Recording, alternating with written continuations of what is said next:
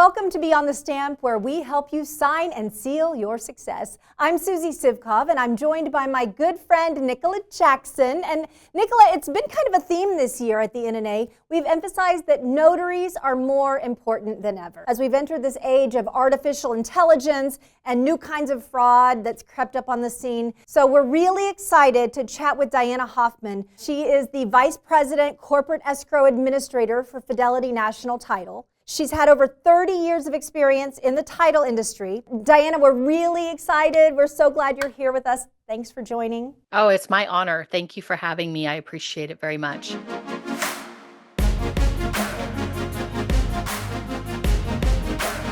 Tell us about your first experience when they were like, hey, we need you to be a notary. So I was in an entry-level position as an escrow assistant, and they decided that one of my duties would be to notarize documents. And so the next thing you know, I was asked to sign one form, and about a week later, ding, I was a notary. There I was with a journal of notarial acts and a seal. It was really mind-blowing when I look back at it now. Obviously, we understood the importance of ensuring that the legal documents to transfer real estate, we understood the importance of that portion of it, but we didn't understand the entire scope of the commission of a notary and how grand it is and how much responsibility comes with that. It's really not as simple as ding, you're a notary. So what are some ways, now that you are where you are, that you ensure that your notaries are well educated and prepared? Well, the first thing that any person should do when they get that ding, you're a notary position is the first thing they should do is be sure that they have read through their local state's rules and regulations, that they're familiar with them, that they understand them to the best of their ability. Now, in my opinion, in addition to that, the supplement and the overlay, if you will, is being a member of the National Notary Association, because the National Notary Association has taken a lot of the rules and regulations and they've put it into examples or real life situations and ways to apply those rules and regulations to whatever type of notarial acts a commissioned notary is going to perform. It is global for all notaries, regardless of what industry they work in. I do have one example I'd like to share. Please, we love stories. So some of you might remember a few years ago, there was a big term being used in the news as it related to foreclosures. Some of you may remember the term robo-notary, which I believe is a very negative term. I'm not here to continue that term, but I think it's really important for all of us to understand how that term got such a popular spin on it. And it had a lot to do with the mortgage meltdown, if you will, a lot to do with the fact that there were so many foreclosures. Our loan servicers out there in the industry were working very, very hard to try to satisfy the lenders that they were servicing their loans for. And they took a lot of shortcuts. And they also had entry-level employees, a lot like my story of being in an assistant position. And there were instances where they would bring in blank notarial certificates and instruct their employees who were commissioned notaries to just execute these blank notarial certificates, or they would bring in documents that were completely executed and give a pile of them to one of their commissioned notaries to completely notarize without the signer ever physically appearing in front of those notary publics. And these were employees who were young, they were naive, and they probably got that same experience. Ding, you're a notary. And the next thing you know, their bosses, their supervisors, their, chain of command was telling them to notarize these documents, and they had no idea what they were notarizing.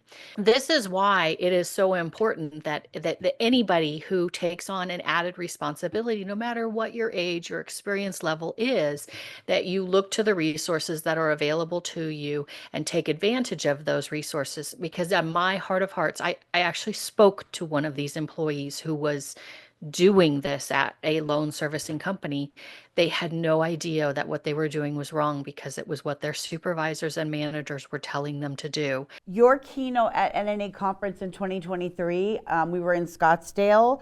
It did get recorded. It did get posted on YouTube. It's got over 1,000 views, so congratulations on that. But your stories of real estate fraud were very, very enlightening. And one of the big scams that you mentioned was like the vacant land property scams. So I want to kind of dive into that, especially, the recent wildfires here in California. There's now a lot of vacant land and people that are trying, to buy it up. So how can consumers and notaries really be vigilant when it comes to these vacant property scams? Yeah, it's heart-wrenching, right? Because we also saw this happen in Maui too, after the fires in Lahaina. So first and foremost, I just want to briefly tell you this scam is widespread. It's everywhere. It's so bad that the Secret Service has issued 2 alerts about this. That is how bad it is. I've never seen a governmental agency issue notices to such detail. Basically a criminal or even a syndicate, a group of criminals, will search public records to identify properties that are vacant, residential rental properties, or just vacant land. And then they pose as the property owner, and they either list the property for sale, maybe using Zillow, or even with a licensed real estate agent. All the communication is done electronically. It's all by text, by email. It's all electronically. They will push for a cash sale because that can be a fast closing. They sign all the documents quickly. They're not necessarily worried about the sales price because any money is better than none, right? They just want to take the money and go. The key in these scenarios and why this is so important is the fact that they can't get away with it without somehow manipulating the notarial act. Talk more about that, Diana. I'd love to hear, the different ways that either people are impersonating notaries or duping the notary. They're getting very, very aggressive about it. And in some cases, they are just bullies. Some cases they will actually meet with a legitimate notary, and they do everything they can to confuse that notary or to push that notary at the moment. They may not bring ID at all and push the notary to go ahead and accept their signature and sign the documents. Then sometimes they do show up with ID only to find out the ID was forged. And I want to be clear. A notary's job is to identify the signer. A notary's job is not to be a sleuth who can identify every single forged ID that comes across them. Their job is to look at and identify the signer, match it up with the ID. There are tips and tricks, but they can't catch every forged ID. All right, so then the last thing they do is impersonate the notary. So I want to kind of start first at the beginning. First of all, as a notary, never ever notify or notarize anything without identifying the signer. You have to make sure you have identified the signer within your state rules and regulations. That's the first and foremost thing. So if somebody comes to a signing and they don't have ID, it's time to reschedule. They have to reschedule. Number 2, the signer has to appear in front of you. So don't let somebody else come and bring a document, even if they bring ID for somebody else that signed. They have to appear in front of you. Those are 2 most basic procedures that every notary needs to follow and adhere to. Now, I want to talk a little bit more about these notaries that are being impersonated because it's happening a lot. Even with my own colleagues that are commissioned notaries, it's happening a lot. So first of all, even if you're in a state where it's not required, you have to keep a journal of notarial acts. It is the best practice for you as a notary to protect yourself against liability for your acts as a commissioned notary. If somebody ever contacts you and questions a notarial act, you can go to that journal, you can look and see if it matches up with any of your entries or not. It is the best defense. And if you're ever in a position where you have to defend yourself, you can say, I use a journal of notarial acts. I document every single signing or even every single signing I refuse to do. You have to keep that. Second of all, make sure you always keep your journal and your seal safe. Always keep your journal and your seal safe. So that means don't leave it in your car visible so that somebody walking by could break a window and take it. It means that if you're in a signing and you maybe need to step out of the room, don't leave those things sitting on the table. People will actually take them and use them in a malicious manner. Respond to any inquiries. Any. Now, I want to talk to you about when I say respond to any inquiries, first of all, the unofficial inquiry. I use this as a tool all the time. I will send a deed over to a notary and say, hey, Susie, I just wanted to see if you could confirm for me that Nicola did in fact appear in front of you on this day and that you and she both executed this deed and the notarial certificate. And I'll tell you, in every instance where I have been suspicious and able to reach the notary has confirmed for me within minutes. You know what your signature looks like. You know what your seal looks like. You know if that person appeared in front of you or not. So it is an enormous tool. If somebody reaches out to you, the first thing I tell you is to make sure you ask them to send the document in question so you can look at it and confirm that. That's what I mean by an unofficial inquiry. As far as an official inquiry, that is just as important. If you get an official inquiry, which is usually described in your rules and regulations for your state, it'll tell you exactly what rights people have to look at your Journal of Notarial Acts. And you need to be sure that you familiarize yourself with what the rules and regulations say and that you respond. Even if you didn't complete a notarial act for that person, it is important that you respond, because if you don't respond, it gives that person a reason to file a complaint with the Secretary of State or the regulatory entity, and you could actually have your commission suspended or even revoked. So make sure that if you get any inquiry, you respond. And then if somebody is in fact impersonating you and you find out about it, the first thing you need to do is contact the entity who commissioned you.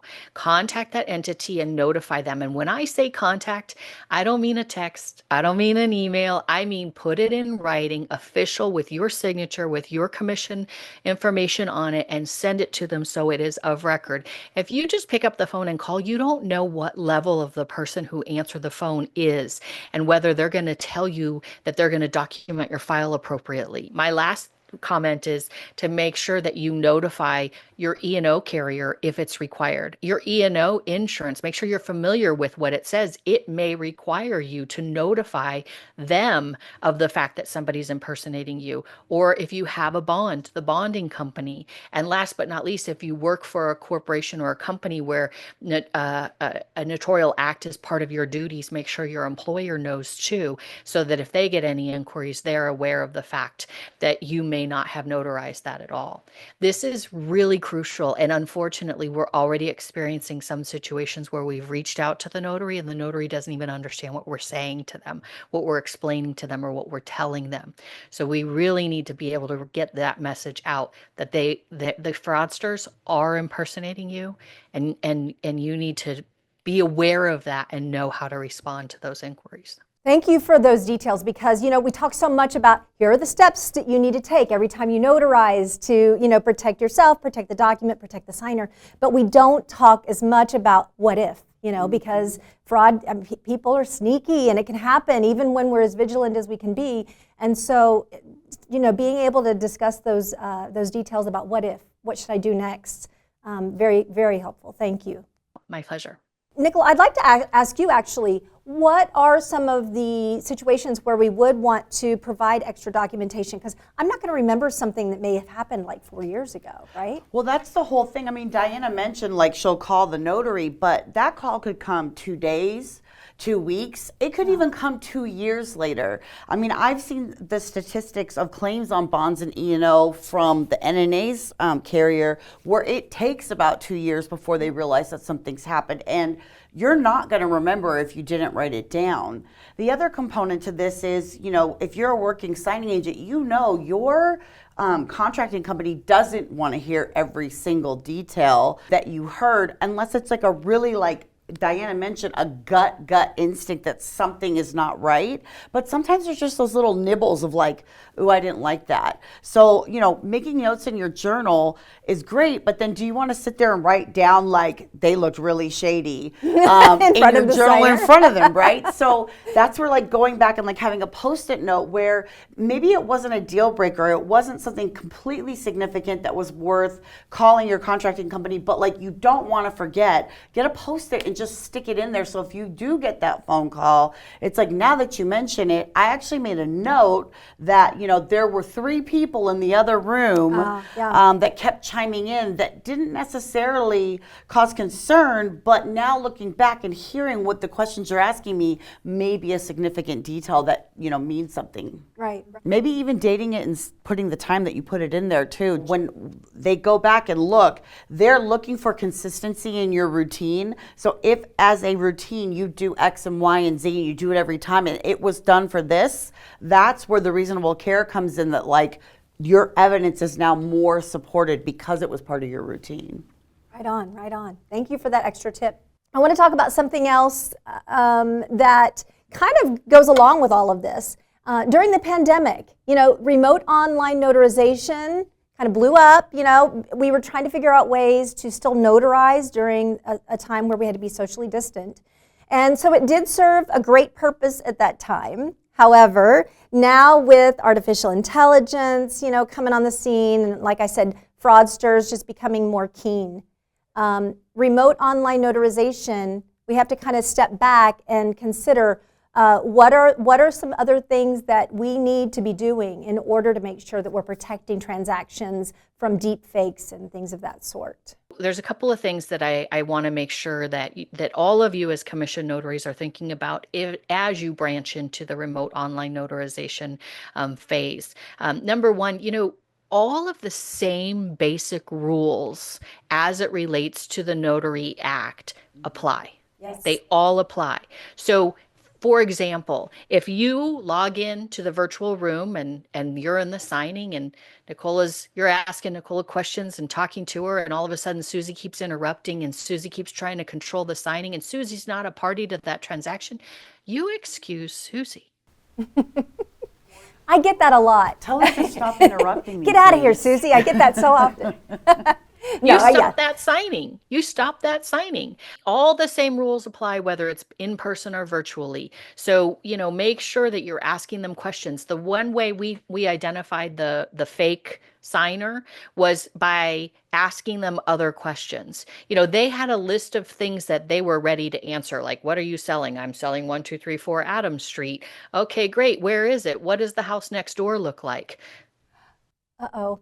Yeah. They didn't know how to answer those questions. I mean, we're fortunate too because we have tools too available to us. So as a notary, if you are getting online with somebody and something doesn't look right or doesn't feel right, my point is it's okay to have a checklist, but don't be afraid to veer from your checklist and start asking other questions.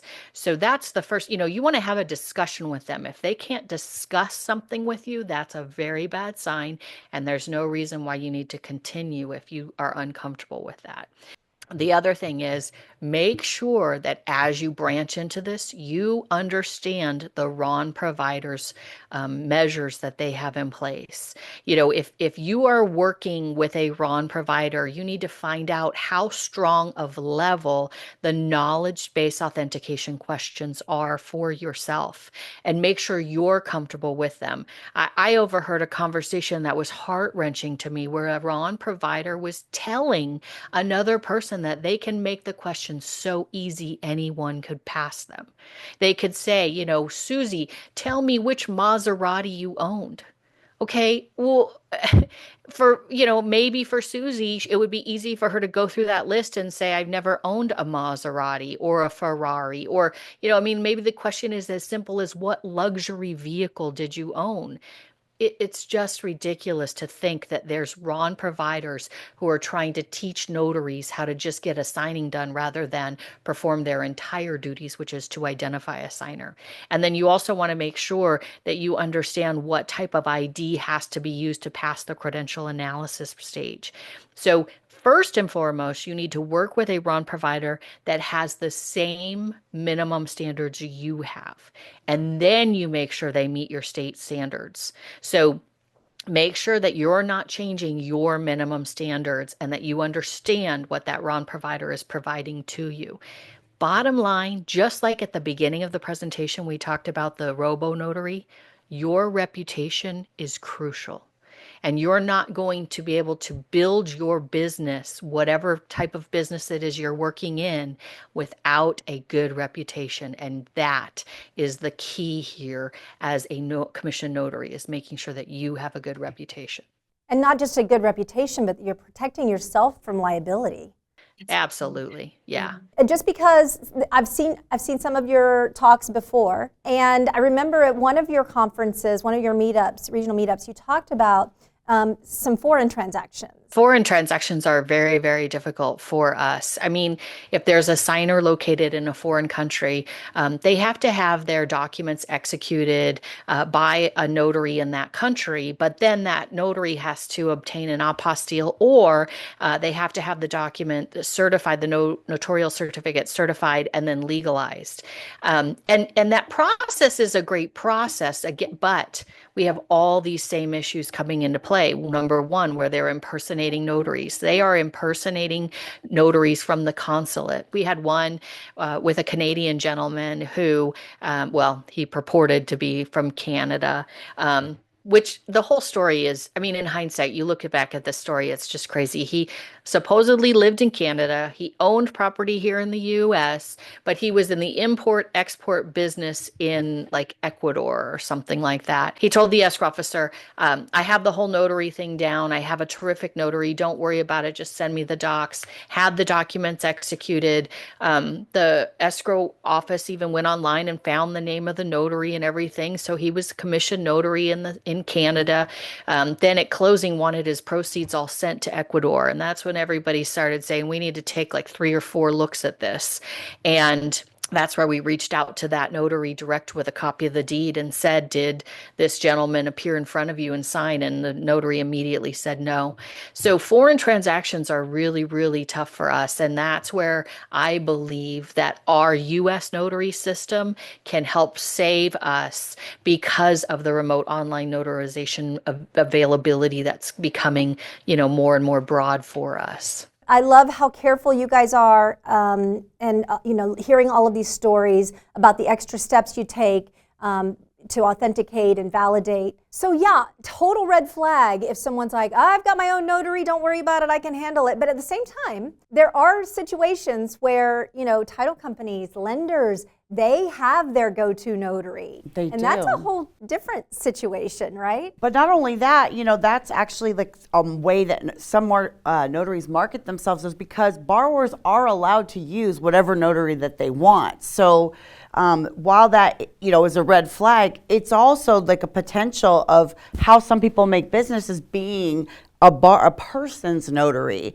So definitely a reason to kind of have the antenna perked up, but not necessarily a like absolute something shady's going on because they want their notary. Well, and that's where the background certifications and NSA certifications, like being certified on signingagent.com and findanotary.com, that's where that comes in real handy, because then when somebody is trying to verify, is this a red flag or is this like a superstar notary, they can go to our directories and check that. Absolutely. Yep. You know what's so sad about that to me, Susie, is that that used to be completely okay because people weren't impersonating notaries. And so it's just so sad to me now that it's gotten so far that the criminals have researched our industry, learned our business, to realize how crucial the notary is in the step of any legal transaction, whether it be real estate or not, to realize that impersonating them is the way they succeed. So that's what's sad to me about it. It's, there are a lot of fantastic notaries out there who are ending up getting a bad reputation because of this impersonation. It's not the notaries. I like I said, I'm not trying to digress a lot, but that story, the Graceland story, is such a great example of that. And for any of you on this call who haven't looked at that viewed that video, you should, because it really does describe how important that notary step is for any legal transaction. Yeah, and that one was, in the news. It was headlines, stealing a national treasure.